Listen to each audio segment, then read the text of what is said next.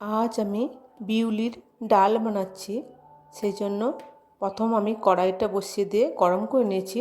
তারপর পরিমাণ মতো সর্ষের তেল দিয়ে দিলাম। এবার দুটো গোটা শুকনো লঙ্কা আর একটা তেজপাতা দিলাম।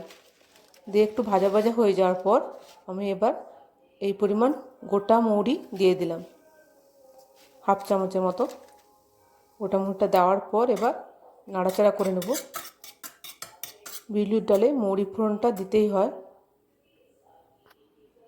এবার আমি শুকনো আদার গুঁড়ো দিয়ে দেব।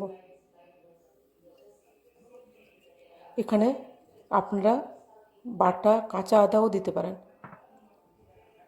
এবার আমি ওটাকে হালকা ভাজা ভাজা হয়ে যাওয়ার পর পরিমাণ মতো হিং দিয়ে দেব। হিংটা অপশনাল, আপনারা না দিতেও পারেন। এবার আমি সেদ্ধ করে রাখা বিউলি ডালটা ঢেলে দিলাম।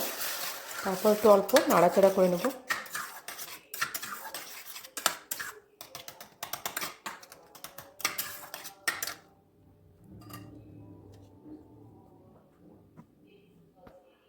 এবার আমি পরিমাণ মতো নুন দিয়ে দিলাম আর হাফ চামচের মতো মৌরি গুঁড়ো দিলাম। মৌরি গুঁড়োটা এখানে লাগবে বিউলি ডালের ক্ষেত্রে। এবার একটু ভালো করে নাড়াচাড়া করে হালকা ফুটতে দেব। এবার আমি পরিমাণ মতো জল দিয়ে দিলাম।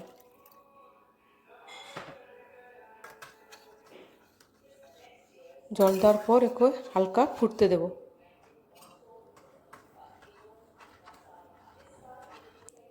এবার ফুটে যাওয়ার পর আমি এতে পরিমাণ মতো চিনি দিলাম।